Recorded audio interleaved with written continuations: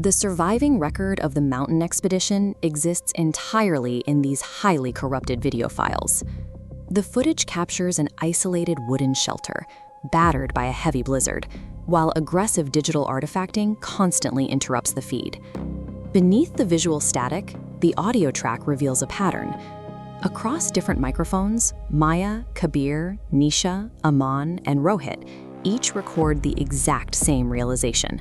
I came here to prove every story has an explanation, but I don't know what we're hearing anymore.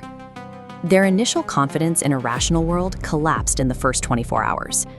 Before that collapsed, the crew followed standard documentary protocol. They arrived at the abandoned shelter, systematically positioned their surveillance cameras, wired the rooms for sound, and documented the warning text they found carved into the walls. They treated the mountain as a subject to be studied. This meticulous setup simply ensured there was a precise chronological timeline of their own destruction. The first documented anomaly occurs on night 1.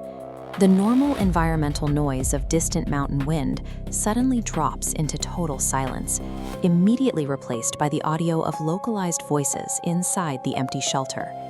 When we examine the raw surveillance files from these moments, a mechanical pattern emerges. The technical failures are not random. They exhibit a phenomenon defined as environmental syncing. This line graph maps the intensity of the digital camera static against the external weather data. The camera interference perfectly matches the spikes in the mountain wind speed. The digital hardware and the physical environment are reacting to the exact same stimulus. Standard extreme weather creates continuous hardware degradation. These precise, synchronized bursts indicate an unknown variable actively operating against the crew. To understand the mechanics of what they encountered, we have to look directly at the corrupted video files recovered from the wreckage. The footage documents a phenomenon known as temporal looping. This distortion physically manifested within the digital writing process of the cameras themselves. Individual frames repeat in localized clusters. Between these repetitions, hours of footage are simply missing, leaving a fractured chronological record. This timeline graphic displays the standard video metadata extracted from the cameras.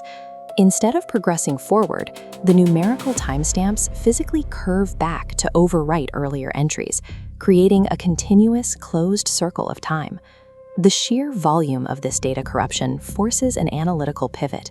We have to abandon linear time altogether to understand how this entity operates.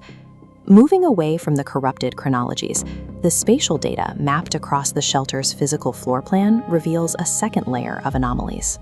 According to the raw surveillance feeds, a single crew member frequently appears on 2 separate cameras, stationed in different rooms at the exact same timestamp. We see a similar fracture in the audio track. The vocal recordings of the crew speaking fail to match the physical movements of their lips on screen.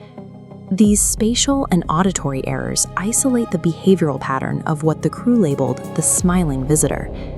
The entity operates under strict architectural constraints. This blueprint of the shelter highlights the entity's positioning. It exclusively registers on camera at structural boundaries, doorways, windows, and the extreme edges of the surveillance frames. By appearing at these structural intersections, the entity uses the shelter's geometry to bypass the surveillance coverage and manipulate their perception of distance. Once the physical boundaries of the shelter were compromised, the attacks transitioned inward. The entity began manipulating the crew's internal psychological boundaries. It utilized a mechanism defined as cognitive mimicry, successfully extracting and mirroring the private memories of the team. Maya, Kabir, Nisha, Aman, and Rohit found their own personal histories reflected back at them. The entity deployed these stolen facts to directly fracture the trust holding the team together. The audio logs record hours of bitter interpersonal arguments. Team cohesion broke down as they accused one another of sabotage and deception. This mimicry functioned as a tactical precursor to physical isolation, forcing the crew into separate rooms where they were no longer protected by the group. The final escape attempt forces the surviving members out of the shelter and into the claustrophobic exterior of the mountain. Their pathing through the snow tunnels is frantic but documented. They move in straight, continuous lines, trying to put physical distance between themselves and the structure.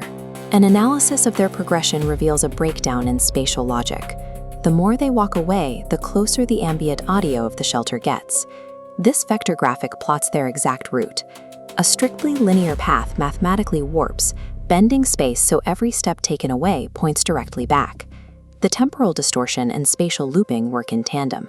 Moving forward layers the same path, ensuring physical distance is an illusion. Their escape failed because the environment was bent by the anomaly. The shelter had become the inevitable center of gravity. The recovered footage points toward a specific condition governing the entity's behavior. Acknowledgement gives access. The crew's relentless need to document the environment, to debate rational explanations, and to investigate the anomalies actively fed the entity. Pointing cameras, mapping data points, and actively searching for the smiling visitor in the dark was the exact mechanism that invited it into their reality. Its existence relies entirely on being perceived. It requires a conscious observer to measure its thresholds and acknowledge its presence. By analyzing this footage, tracking these specific anomalies, and watching this explanation unfold, you have now fulfilled that requirement. You have acknowledged the smiling visitor.